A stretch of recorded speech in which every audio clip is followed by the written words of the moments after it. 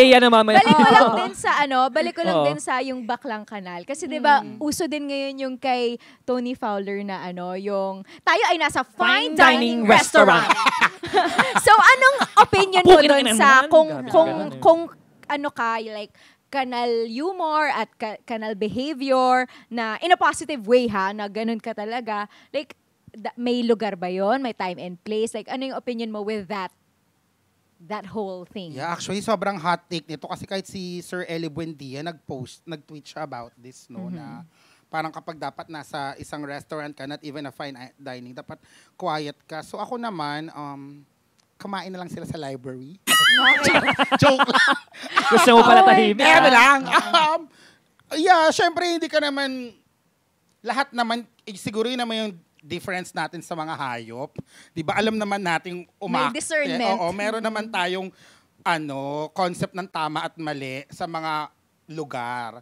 So, ako honestly, since nga minsan komedyante ako, may mga moment na nasa mga lugar kami na hindi talaga dapat ginagawa pero ginagawa ko para maging nakakatawa. Pero siguro alam ko yung extent. But in terms of yung sobrang ingay mo sa restaurant, syempre nakaka-disturb kasi ng ibang tao.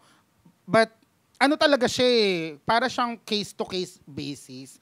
Wala naman kasing certain rule unless talagang may rule yung restaurant na 'di ba na you have to be quiet. But syempre pag fine dining, alam mo naman nagbubulungan yung mga tao, 'di ba? Wala ka naman the moment lang yata masisigaw. Kasi 'di ba parang nagmura kasi sila? Parang yun ba yun? Parang may nahulog na something. Yes. Minura ng malutong. Oo. I think hindi naman yun sa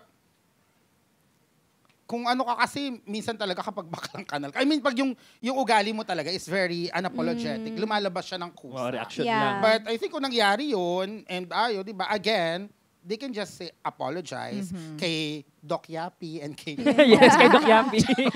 Oo. Tsaka wala lang, paalala lang din na parang matuto din tayo ng malugar. Yeah, like in just general. know your surrounding. Yeah. Diba? Makiramdam tayo.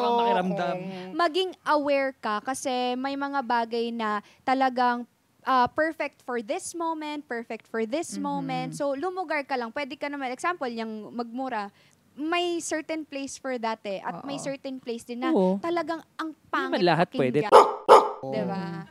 Kasi, totoo yan, maraming lugar para magmura. May lugar para magmura, may lugar din para magmahal. Yes. Kung gusto mong pareha sa palengke ka. Minumura mo, minamahal mo. Minamahal mo yung mga benta mo. Saktan mo akong taba.